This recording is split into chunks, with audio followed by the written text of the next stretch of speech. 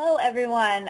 Thank you so much for joining us today as we present using Launchpad to facilitate active learning in virtual environments with Kate Cordes.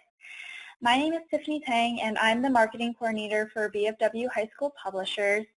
In addition to myself, we have Phoenix Harvey, Lisa Erderly, and Drew Ray from the BFW team who's going to help answer your questions as they come in during the webinar presentation. If you're not familiar with BFW, we are a high school textbook publisher that focuses on AP textbooks, teacher resources, teacher and student support, and some on-level and elective courses. Before we get started, I just want to go over some of the logistics of this webinar and GoToWebinar, which is the platform we're using today. First off, we have a ton of people registered, so as we get a little closer to reaching capacity, you may or may not notice a difference in visual or audio quality.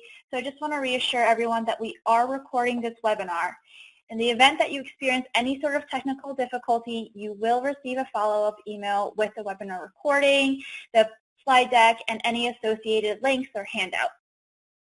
I just also want to point out that everyone in attendance is currently muted. This is just to prevent any sort of background noise or echo. We also highly recommend that you connect your audio via phone call.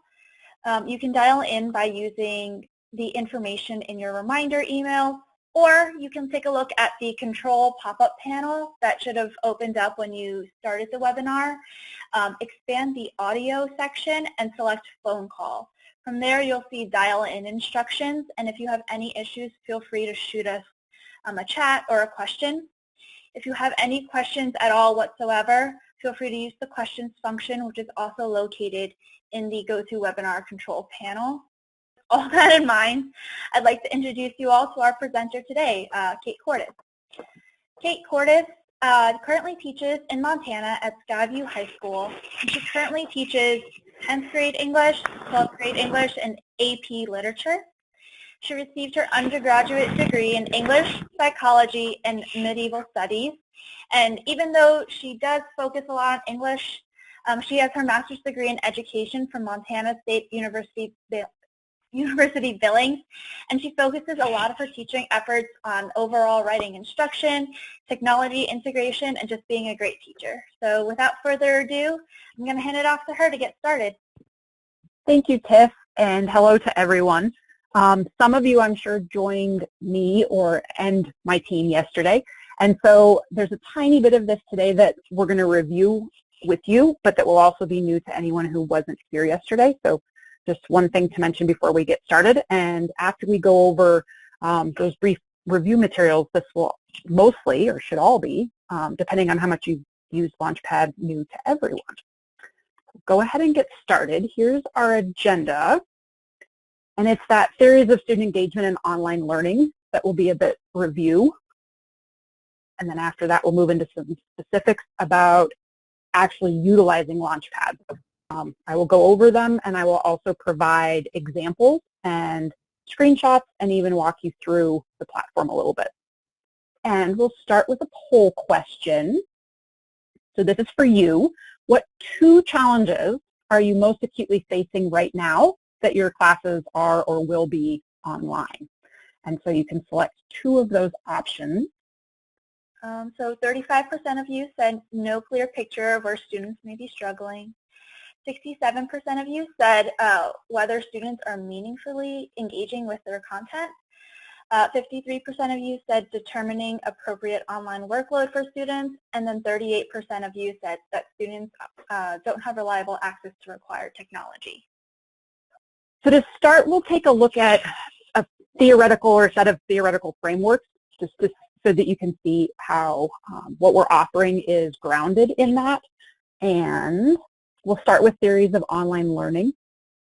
I will go through these not too quickly, but fairly quickly, and I also will resist the urge to read through them. I know you can all read them, but I will hit some highlighted points throughout each bullet item. So successful communities of inquiry depend on these elements.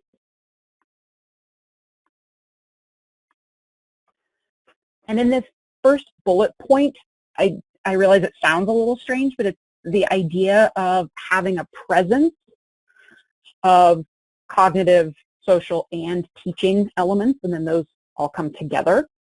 The idea that in a community of inquiry, sharing ideas and maybe even opinions is most important. And then I want to emphasize in these communities the importance of student-to-student interactions, which isn't always easy to do in an online environment, especially depending on what kind of platforms you have available to you, but is especially important if possible. And then a list of some tools down below. The other thing I want to point out is with these resources, you're going to see varying years and dates, and that's because in many ways these are all just quality theories of learning in general, and then we're applying them to online classrooms.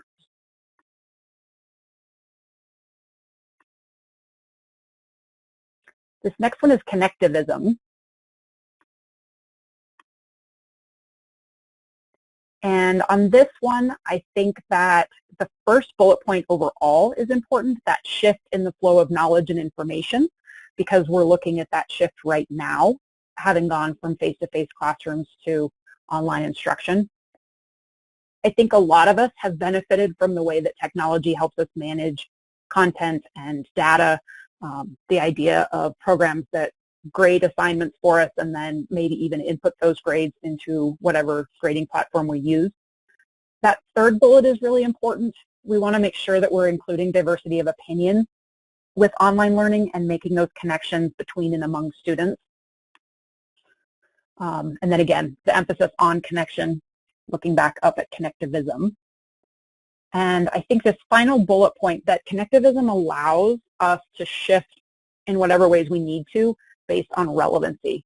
And I think that that's important both in the switch in platforms, but also from the standpoint that you may be incorporating lessons, math lessons on or related to the spread of the virus.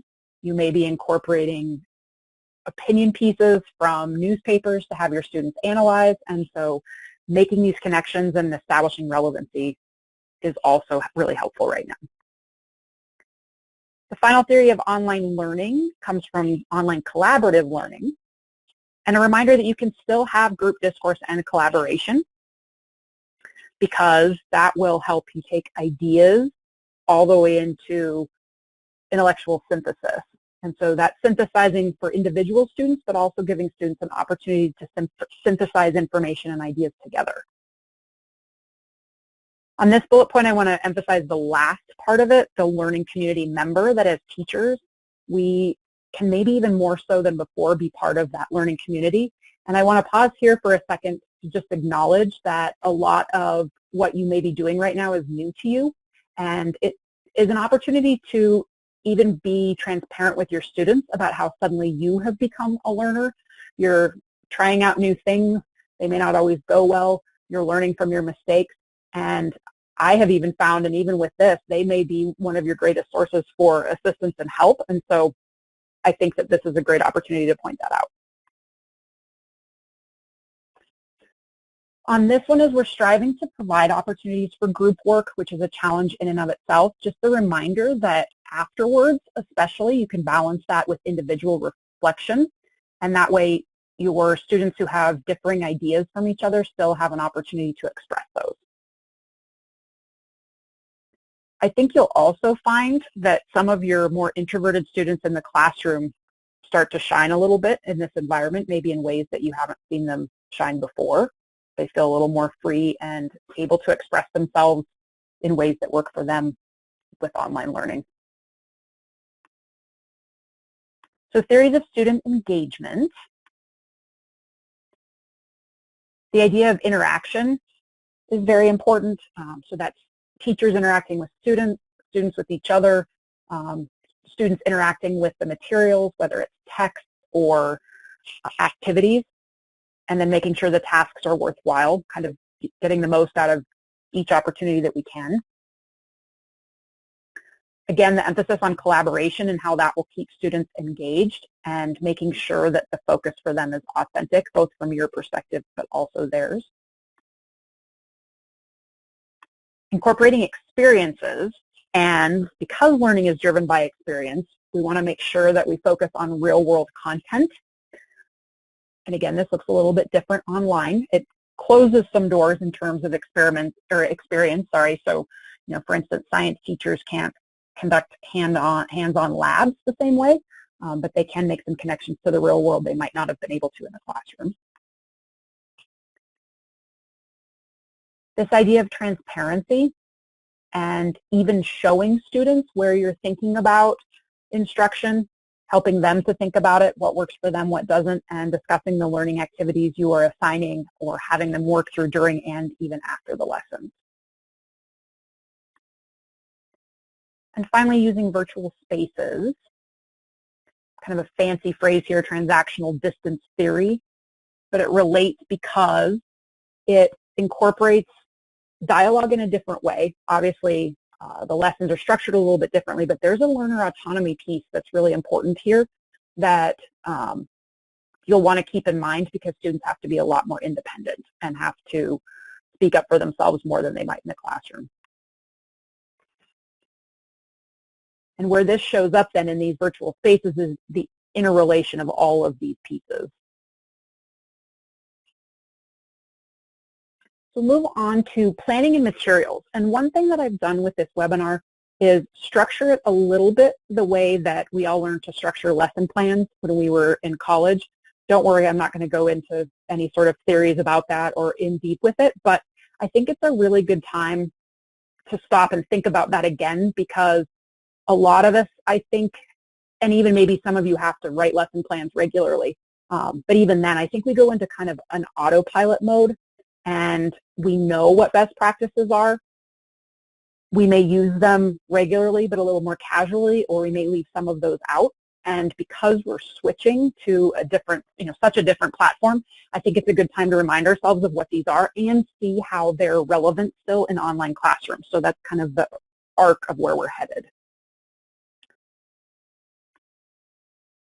So some considerations with planning and materials. As you would normally in the classroom, thinking about your goals and objectives and the standards that you want to make sure you're targeting. You may have more platforms available to you than you can even use, and so really thinking intentionally about which of those will be the most helpful. This is of a special importance now. We have students who may not have equal access because of technology. We have our students with learning disabilities, and recognizing we're all doing the best that we can here, but taking a moment to stop and think about this element as well. And taking this time out to test platforms and practice troubleshooting. I still think your students will be really patient. Our students will be really patient with us as we do this, but it always helps going into it if we have picked up a few of those pitfalls we might run into when it's live beforehand. I think this one is really important, and we're getting mixed messages, at least where I live, and some of the others of you as well. And I think this is because depending on your state or your district or maybe even your school, assessment right now is a tricky aspect of all of this, if nothing else, going back up to that sufficient and equal access. So thinking ahead of time about how you're going to assess student skills, knowledge acquisition, proficiency levels will help with planning. On this one, again, I think we've been inundated with, in a lot of ways, many very helpful offers. Places that normally you'd have to have a paid subscription have given us free access as teachers, and it's great and wonderful. At the same time, we want to avoid introducing too many, I put that in parentheses for a reason, but of those new platforms and even activities. If you have activities you were doing online with students before, sticking with those will be helpful to you and to your students. And then you can kind of mix in some new ones as you go. I think especially in these early weeks or this first month, depending on how long you've been out, allow a little extra time, maybe assign a little less or develop shorter lessons, and then you can always ramp those up if necessary, but you may find that quality over quantity is really important right now. This last one even goes back up to the first consideration, but you'll want to document goals, objectives, and the standards you're hitting for relevancy so that you're letting students know that what you're assigning to them and parents is important and that they need to do it. But we also have that accountability purpose or piece that has changed a little bit now that we've moved to online. And the more you can document that as you're working through, the easier it will be to demonstrate later on what you've been doing and why. So I want to pause for a moment here, and I'm going to add some reflection questions in for you just to consider as we move through the different parts of the webinar. And the one here for you to think about for a moment is, what planning, technology, and content resources do you have available to you from home? Do you still have everything that you need, or did you have to leave some things behind? What new planning resources might you be able to access that you haven't needed to use before, that sort of thing? And then as we work through this webinar, here's that overarching lesson plan aspect. And then at the very end of it, what I'll do is take a look at or review how each of these elements are supported by the Launchpad platform. I'm also going to, throughout, I'll bounce back and forth a little bit from my slides to showing you the platform itself and walking you through some of the featured elements. I also want to say at this point that we do have a number of resources available to you when you're ready to get in and actually start using these, especially if this is brand new to you. So you can always check back at the BFW website. We'll share some information, because I realize at this point this might be a little bit like trying to get that sip of water from a fire hose. So if you're at all overwhelmed at any point, know that there is support available. We'll pause for another poll. This time your question is, what percentage of your students would you estimate have reliable access to Wi-Fi at home? And you'll see the poll open up. There it is. So it looks like 30% of you have, say 90% or more of your students have access to reliable Wi-Fi. 38% of you said 70 to 89%. 24% of you said 50 to 69%. And then 8% said less than 50%. And one thing I'll point out here is, I know I have a lot of students who may not have reliable Wi-Fi, but they're able to use their phones and hopefully, or may have unlimited data. They can also then use that as a hotspot to power, say, a Chromebook or another device. But a lot of what we're going to show you today, students can complete on their phones if they have to. So just some additional pieces to think about. So the first piece will be pre-reading, and you can also think of this as kind of pre-lesson. So maybe your lessons don't always incorporate reading, but a lot of the same things apply.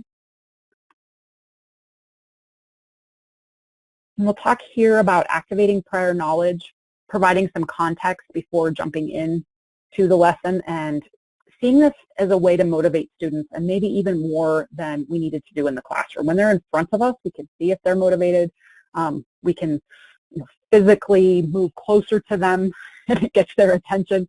But at this point, we don't have those options. So another reason why this might be a little bit more important now to throw out these pre-reading activities, throw it out to them, not as in get rid of them. So some benefits of this: shows the relevancy, increases motivation. I think the student confidence piece is really important, especially if you're introducing something new. If we just go right into the lesson or the activity and they're not familiar with it and haven't realized that, maybe it really is something that they've done before, I think their confidence will waver some, and so this could be an important benefit.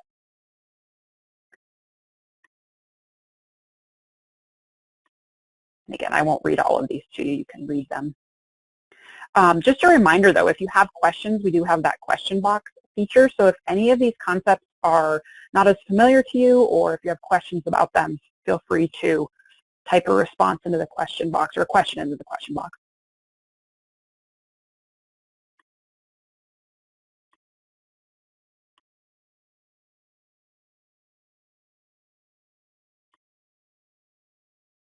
And on here, I want to emphasize that the pre-reading doesn't need to be something that would take even much more than, it could be 5 or 10 minutes, if that even. So this isn't like a mini lesson before the lesson. It's meant to be really short and simple.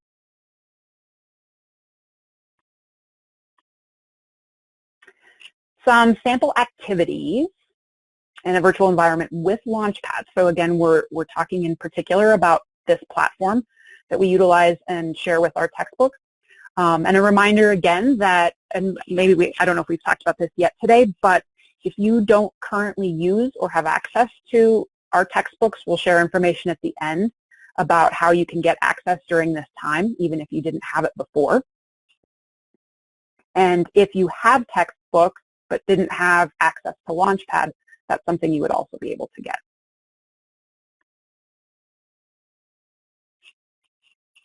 And I'm going to pause here a second too and say I am an English teacher, and so a lot of what I've incorporated has to do with ELA related instruction. I've tried to keep it as generic as possible so that it will work across content areas, but like on this one, I think it's fair to say that all of our content areas usually incorporate some sort of background reading either at the beginning of the chapter, even in a math class, beginning of the chapter or the beginning of a lesson. So one thing you can do as pre-reading, and as a good way to chunk what you're giving to your students, so it's just a little bit at a time, is assign them just the background reading for a short story, for a poem, for, like I said, a lesson in a math class, moving into a new era in history, that sort of thing. You can, in Launchpad, provide a video assignment. It could be of you, or it could be for background information. And again, I'll show you some of these features here momentarily. There is a flashcard feature in Launchpad, and while you can't create the flashcards and give them to the students, you could assign them vocabulary words, and then they're able to create the flashcards for themselves. There are options within Launchpad to attach documents. So while you can definitely use this in conjunction with another platform such as Google Classroom or Schoology, you can also do a lot of it right within Launchpad. A feature that I just discovered in the last couple of weeks as I was moving to online is the class discussion board feature, and so I'll show you that. And then you can always assign a reflection prompt before you even begin. So it could just be thought-provoking about the content. It could be what they know, that activating prior knowledge. What do you already know about this? What are you excited to learn? That sort of thing. So here are some strategies to look at vocabulary and terms as pre-reading activities.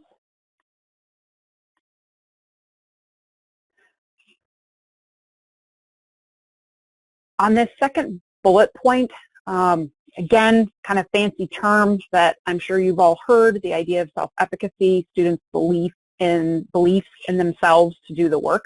But I think sharing with them vocabulary early on means they won't kind of freeze as they get into the actual activity or the instruction. There's a concrete element to vocabulary and terms. Those of you who have concrete subject areas, they're going to get more of this once they get into the lessons, but for those of us teaching English, sometimes it's one of the few concrete things we can give them.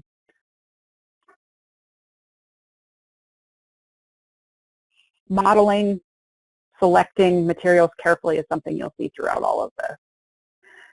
I think this is important too. You're not picking out every single vocabulary word they might struggle with, but you want to make sure that they also know, they may still have to use contextual clues, look words up.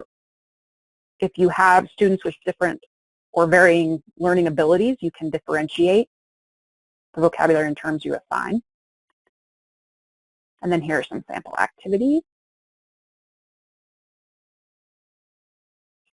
So I'll switch here in a second over to Launchpad and show this to you, but I wanted to give just a couple of screenshots.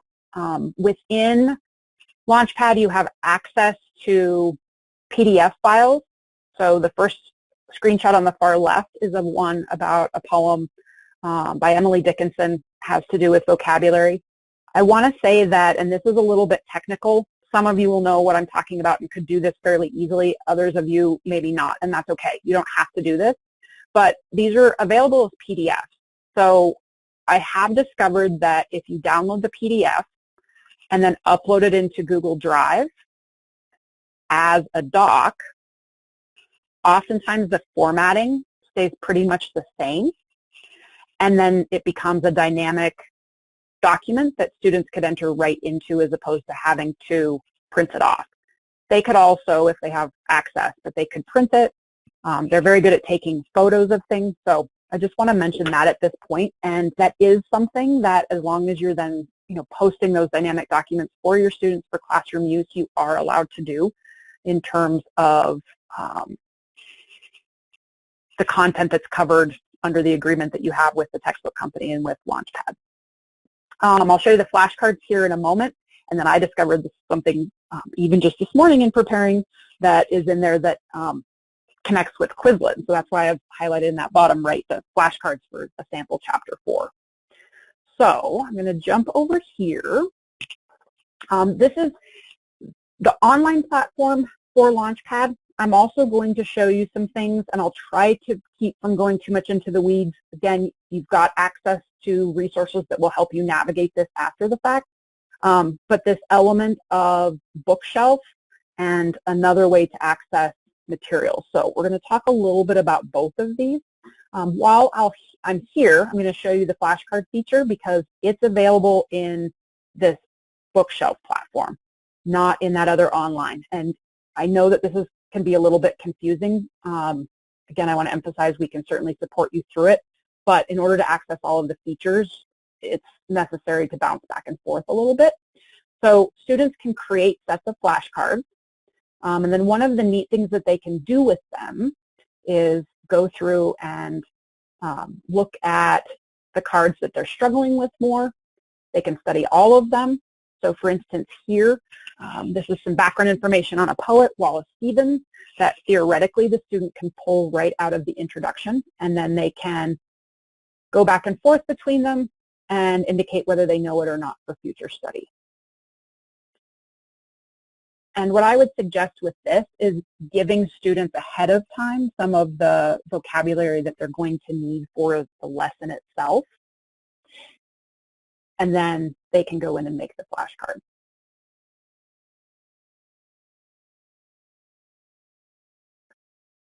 Coming back over here,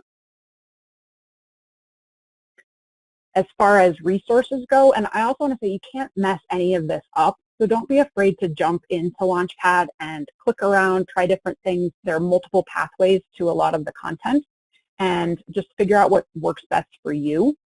I'm going to close out of this a second.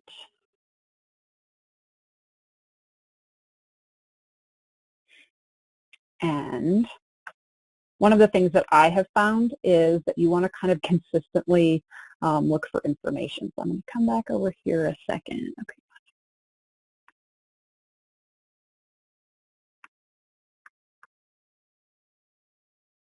Okay.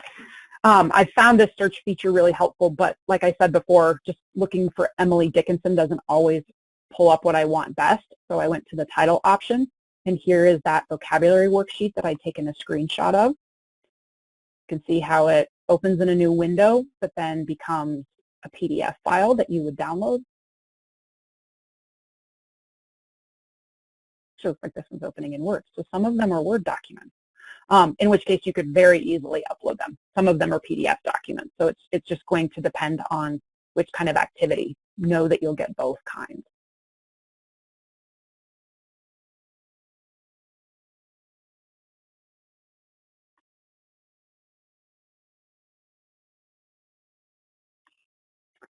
And then we'll see if I can get here pretty quickly.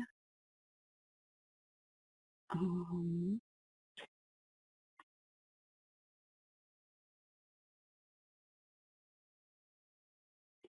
I'm scrolling through these looking for some specific things. We'll go back and look at additional ones.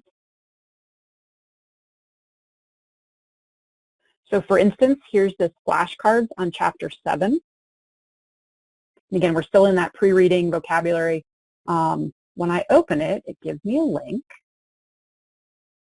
And voila, already made flashcards in Quizlet that you can then assign to your students.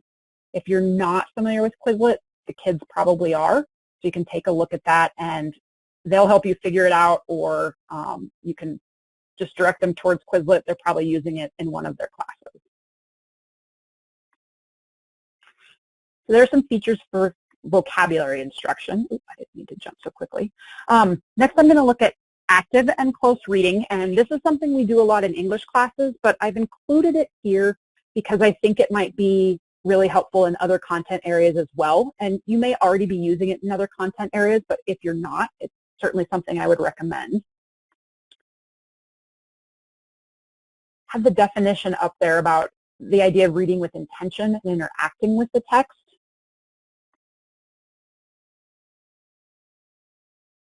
The less guidance on this first bullet point, I think, is important when we're in these virtual situations. We can't necessarily see when students are reading, not reading, understanding, not understanding, and assigning close reading will help with that.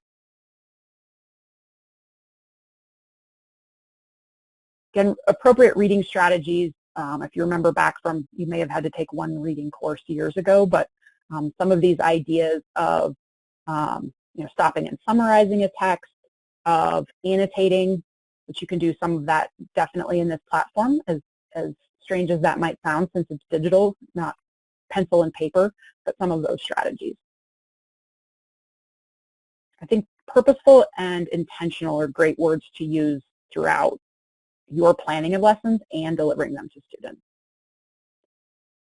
This is important for those students who need to physically interact with what they're learning, and I think this is one of the things that we won't have the opportunity to do as much in the virtual world, and active and close reading will give an opportunity for students to employ their bodies as they are actually highlighting text, as they're typing out notes on it, that sort of thing.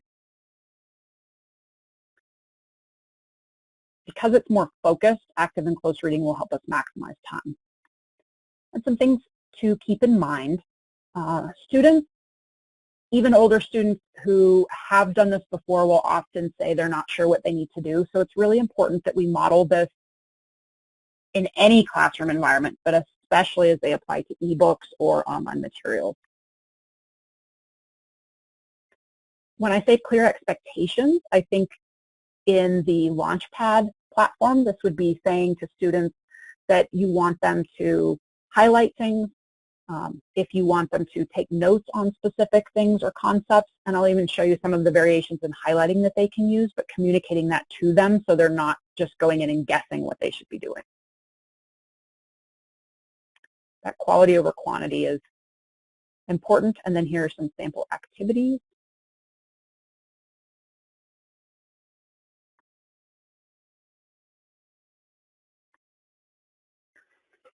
And then some screenshots of what this looks like. I also want to say that when you're using the two platforms, you can do the highlighting here, and I'll get to that and show you an example here in a moment.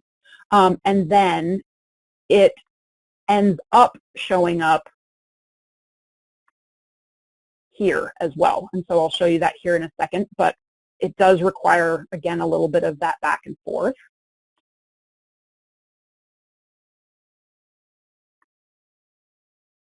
So the notebook feature keeps track of what's highlighted. You can also go directly to a text, but depending on what you're working on, sometimes it's easier to go directly to the notebook feature.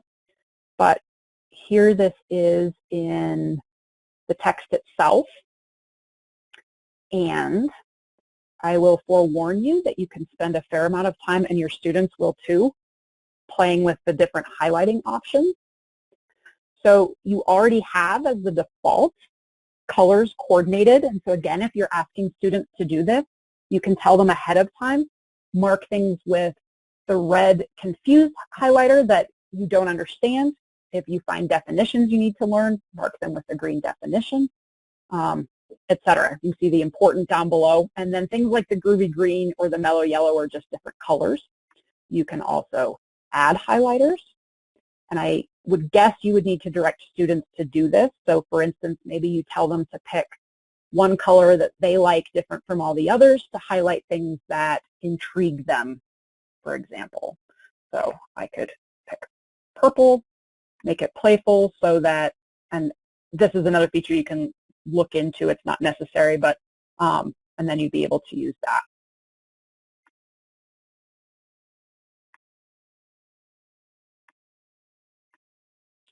And then it really just is as simple as clicking and dragging,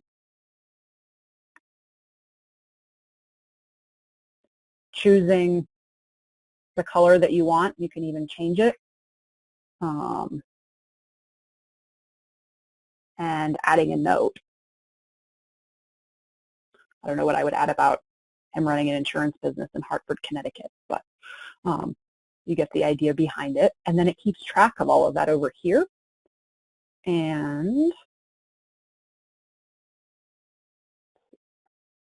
I'm gonna hold off on this. I just don't want to run out of time. But it then coordinates within this online version of Launchpad as well.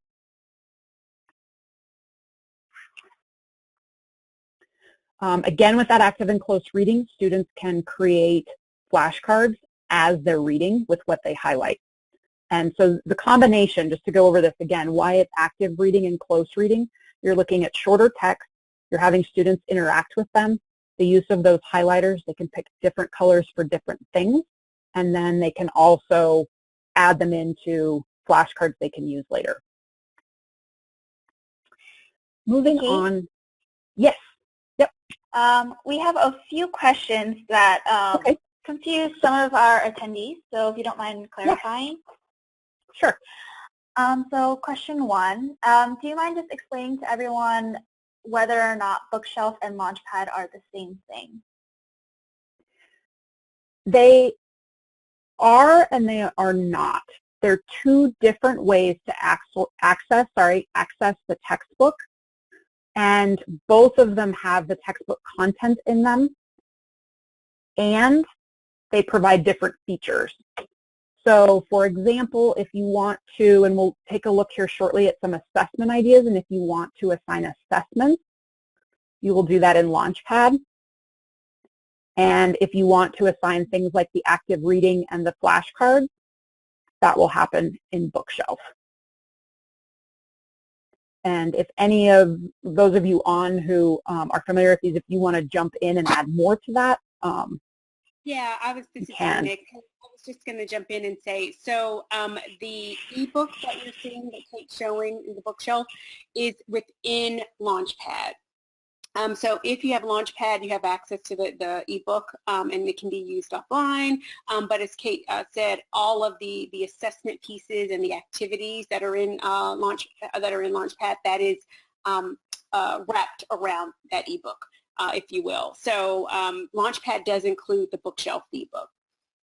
Additionally, we have a downloadable, it's an ebook that is available both on and offline.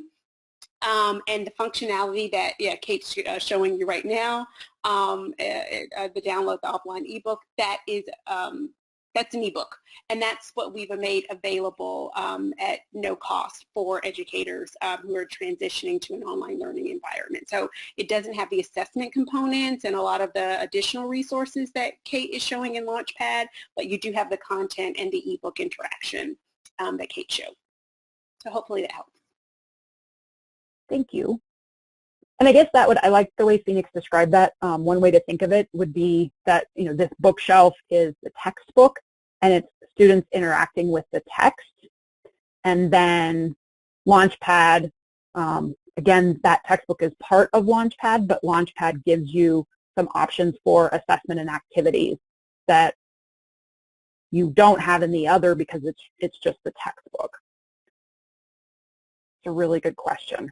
And I do realize, I will say, I realize as a teacher who's used this that figuring out what's where is something that you'll want to take some time to do. The resources are great, but it will take a little time to look at them and play with them, and if nothing else, figure out which color highlighter you like. But it's kind of fun. And like I said, too, you can't mess it up. So don't be afraid to go in and just click on things and explore. Tiff, are there any other questions that we should look at now? Yeah, can you actually quickly review again how to access PDFs within, like going through the search functionality and hyperlinking that in from Launchpad in Bookshelf, like your Emily Dickinson example? Yes. So one of the catches is there are multiple ways to do it, and so depending on, where I am, I might access it different places. But to me, one of the easiest is to come over here to this resources star. And it will have in it, whenever you pull it up, whatever you had most recently searched for. And so at some point, you'll want to take out what you were looking for before, just delete that. And then depending on how, think about this as kind of in your browser when you hit the back button, or if you're saving a file, that they're somewhat drop-down menus. And so I'm going to go all the way back to the original resources tab. And this is particularly helpful. So again, it would have been clicking on this star, getting all the way back to the resources, and then you can search by these varying elements. So if you know what chapter it's in, you can look at content by chapter. So again, this is an AP English Literature textbook, but it's going to look very similar to those of you teaching other subjects. And you can go in then and look at everything in that chapter.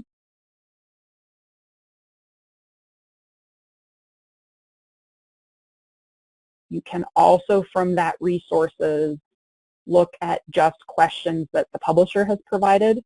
You can make a quiz, and I'm not going to start this now, if nothing else, in terms of looking at time to get through things, but again, you can't mess it up, and so you just kind of want to go in there and search around for it. I think this content by type is really important as well, because then you can choose based on what you want to do with them. I apologize, Tiff. I don't want to mess around and try to find for sure a PDF. If we have time at the end, or while people are maybe doing a poll, I can look at that. Because some of these are going to show up as, let's see. This is another Microsoft Word document. We can definitely take a look at it at a later time in the webinar. Okay, well, it's a good question. I just don't want to, again, because I don't know exactly where they are, I don't want to make people, watch me fumble through it too. And this isn't for lack of using it, it's just the fact that they vary and it takes a little exploration. Yeah, and before you continue, just yes, real quick, I want to throw this out to everyone in attendance. There's usually a summary slide with all the sample activities listed, so you don't need to worry about taking too many notes or rushing to jot down something, because we are sending out this recording and the slide deck for later review. Right? Thank you.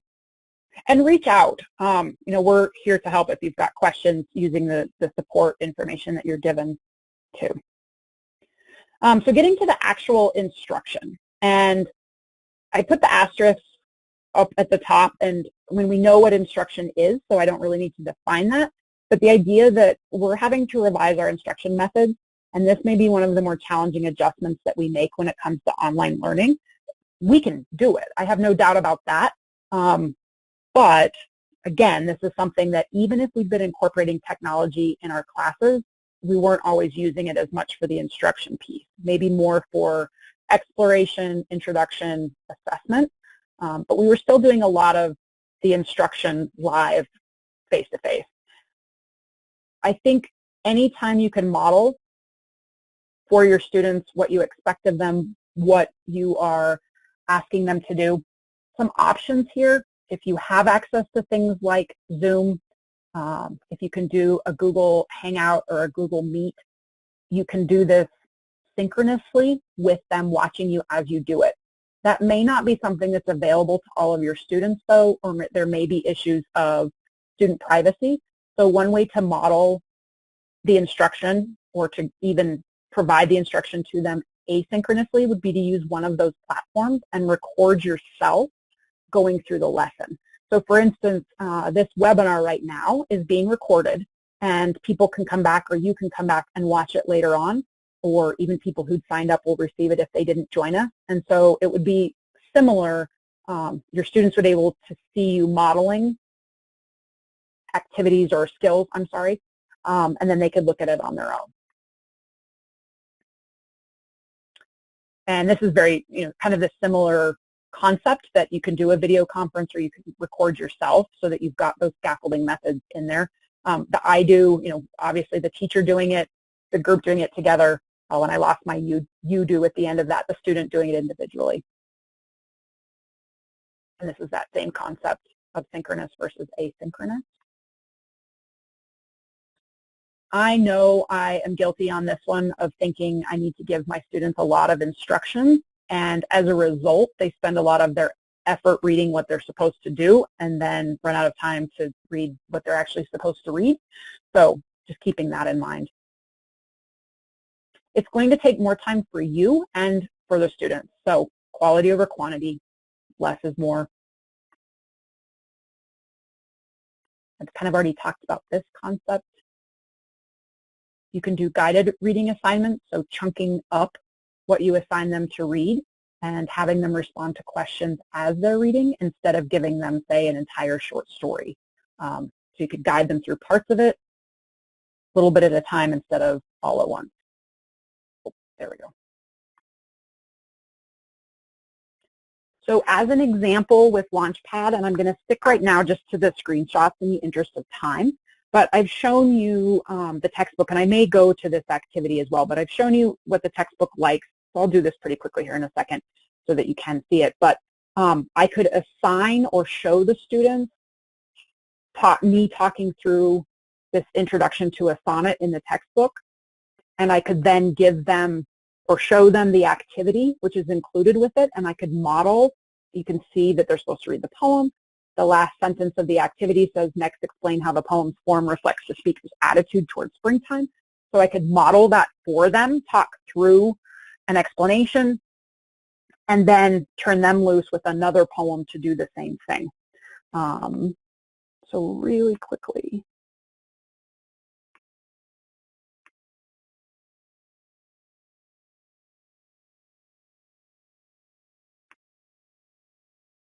This way you can see kind of how it navigates, how we navigate through.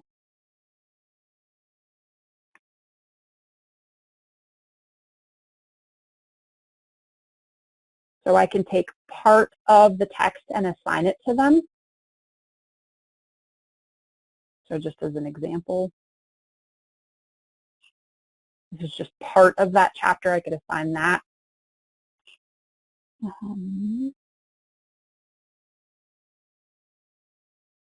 Here's my structure. Okay, so here is form. This is what I'd taken the screenshot of.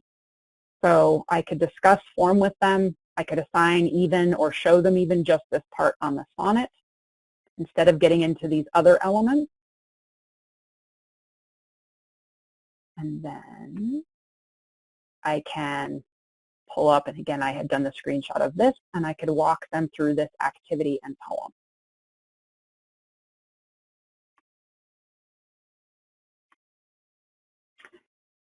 And that's a good segue then into letting them practice.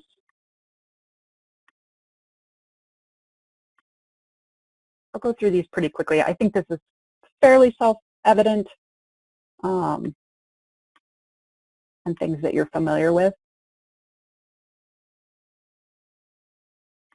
I think, again, that clear goals and expectations so they're not blindly practicing. They know what they're supposed to be doing. The providing feedback, and this, I think, is an adjustment, too, with the online learning, that we have to stop and actually give them feedback. It is time-consuming, but otherwise it leads to just that blind practice again. If you can set up office hours or invite students to email if you have questions, so offering to help them through it. Because there's so much going on that they have to interact with, keeping things short and straightforward. And then here are some sample activities for the practice. So exploring the text can be the textbook, but in English we think of it as exploring like the poem or the short story. It might be exploring the lesson in another content area or the concept, say in math. In history it might be exploring the event that you're looking at, or the social changes it caused.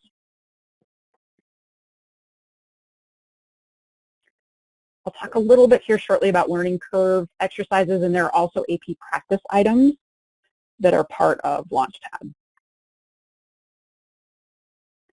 So here are some of those activities. Again, a screenshot, but everything from just a general activity to close analysis, again, related to literature, looking at applications of these in conversation, either with other texts.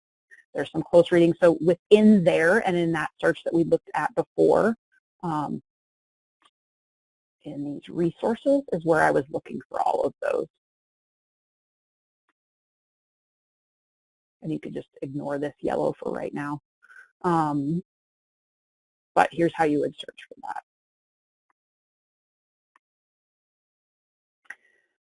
Practicing with Launchpad, there is a discussion board feature. So I'm going to come back to that in a moment. It's something I can share you right at the end because it's super important. But like I said, I'll find it while you're looking at something else. Because I'm keeping an eye on time.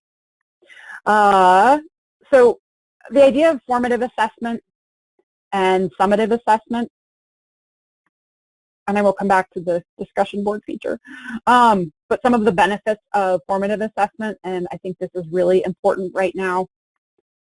My hope is that you're familiar with these concepts, but if you're not, throw a question in that question box and we will follow up and share with you some of this information. Oh, I forget to pull out from the arrows.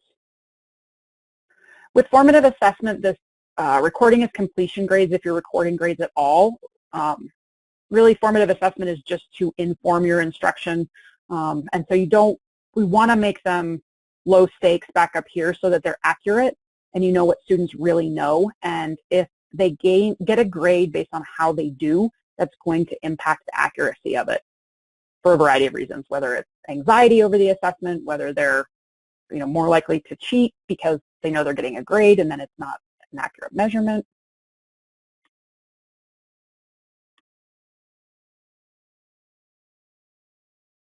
And then that idea of always going back and reteaching. It's the time to do it within the lesson instead of after. So some examples available to you.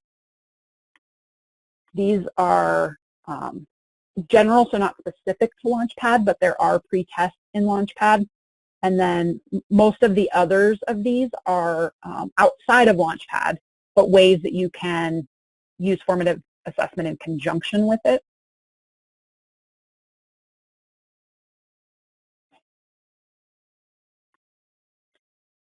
Here's a screenshot of the kinds of things you can do in Launchpad with Learning Curve. Again, this is obviously English related, and you would want to look to see what you have available to you for your content area, but I can give a pre-test with that top screenshot. I can then have them practice the skills that were part of the pre-test afterwards and then do a post-test.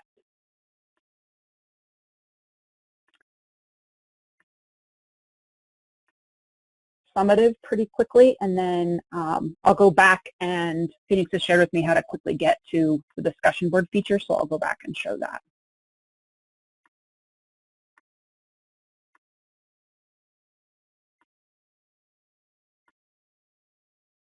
And yes, I am going through these really quickly. You'll have them available to you afterwards so you can go back and look at them, but we try to be really careful about ending on time. Learning Curve is within Launchpad, and it is a way to design or put together questions in an assessment. You get reports on students' achievements in it, so it just automates a lot of that. And that's where these pre-built summative quizzes and tests come in.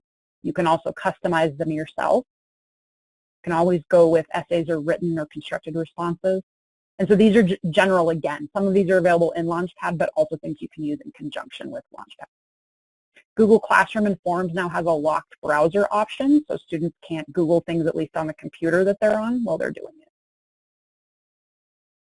Here's an example of what some of those look like.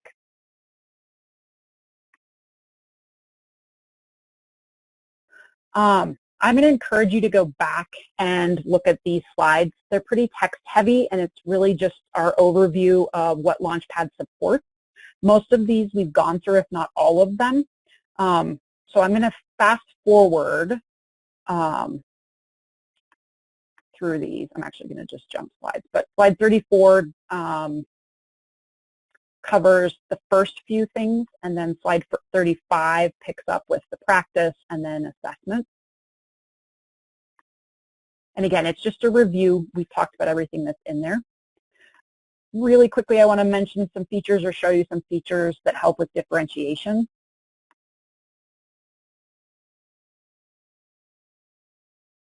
These are all options that you can use both in Launchpad, and you can see a lot of them down at the bottom right of Bookshelf, so it will read aloud to you. You can change the way that the font looks.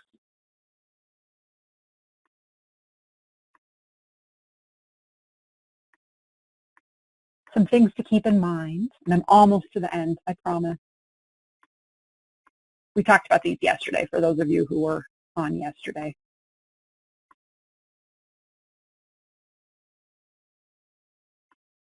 And then I am going to leave this here, and we'll put the poll up, and I'll go back and really quickly grab that access to the discussion board, and then we're basically finished. So you guys will give me just a few moments. There's your poll. So it looks like everything is pretty even as far as what people plan on using with Launchpad. So discussion board 51%, flashcards is 54%, highlighting and notes is 51%, instructor design questions at 49%, and publisher provided questions at 46%.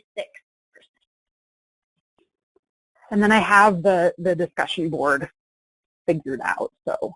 Oh, okay. Well, let's hide those results. And there you go. Okay. Thank you. So when you go into a chapter, and again, there are multiple ways to access this, but when you go into a chapter, you'll see this add to unit, or you might see add to lesson. It might look a little bit different. You can go create new. And here's where you can post things like a video assignment. So you can upload a video, you can post a link to a video, and here is the discussion board feature. So thank you for your patience on that.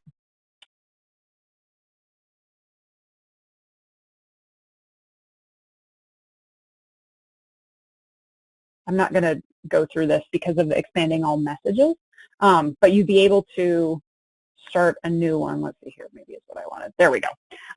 And so I can put a title here or a question here, or I can put a title and then a question down below, make it visible to the class, and then they are able to communicate back and forth with each other. I had shown you that screenshot, and so maybe I'll go back to that really quickly. Exit here so that you can see what it looks like on the back end. I would go into the discussion, but it's my students' live discussion of it, and so I'm just going to use the screenshot because I was able to block out their names. But they are then able to respond to each other, respond to my questions, pose their own questions.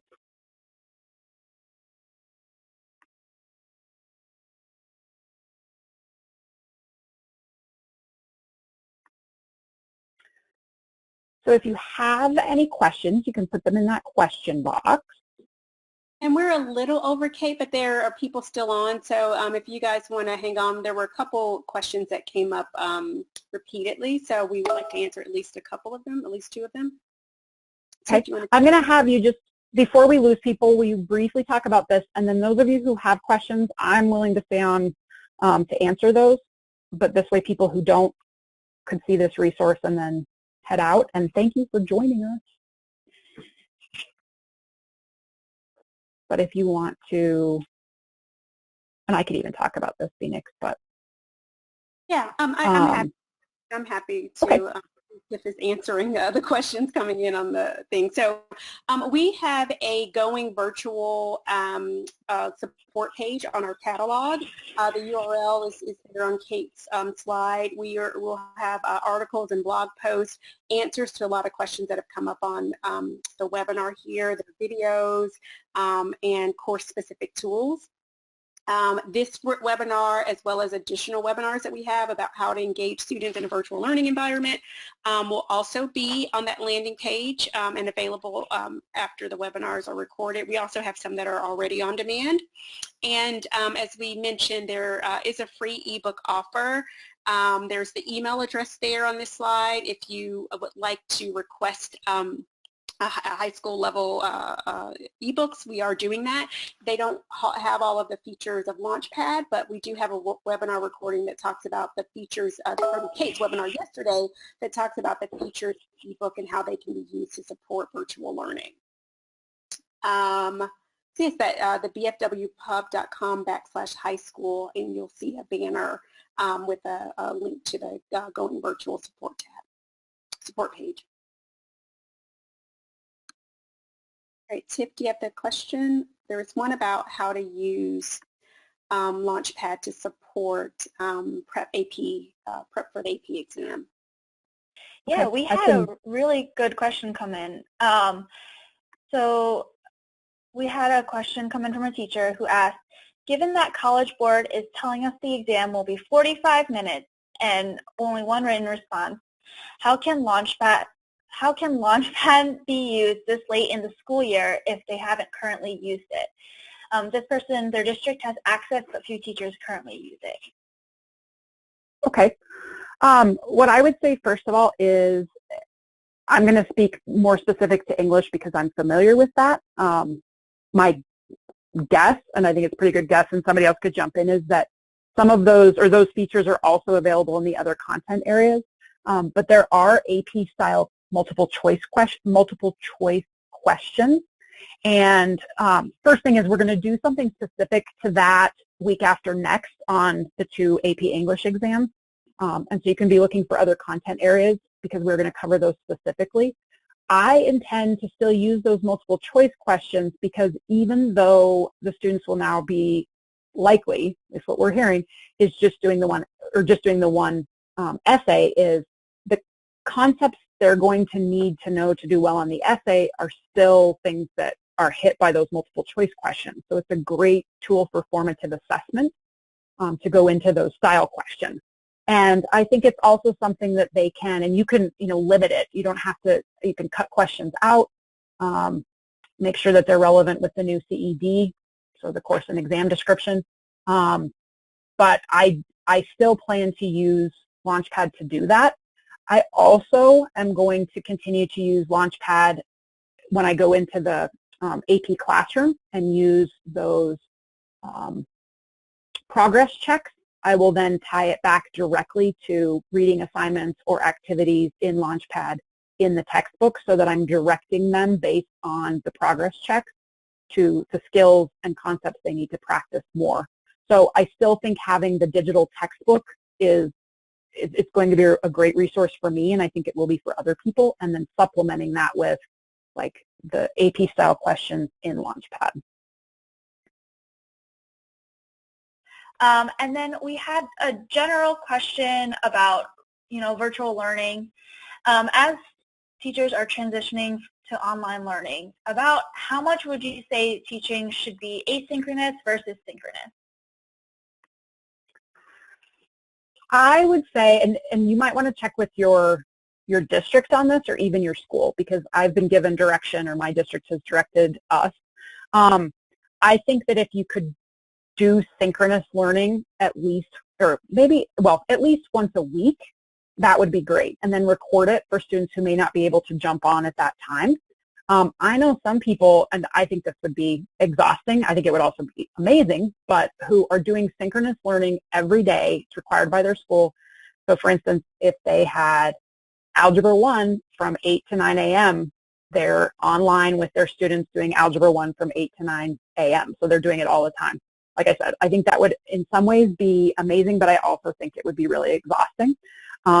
We have been directed in my district, and I think it's a good practice to do that once a week, in-person, synchronous, check-in at least, if not instruction, and then we're doing 3 more asynchronous lessons or assignments a week. So in short, I think once a week if at all possible. Also ask your students. One of my co-authors is supposed to meet with hers once a week, and the students are begging for more. I think they like seeing each other, they like talking to each other. So that would be another approach, is whatever you have time for and they're interested in participating in. That sounds great. Thanks, Kate. Mm-hmm. So it looks like we are over now. Thank you so much to everyone who's attended today, taking time out of your day to talk a little bit about Launchpad and how to implement that in your virtual teaching. And thank you so much, Kate, for presenting this today. Yes. Absolutely. Good stuff. Thank you. Thanks. And enjoy your day, everyone.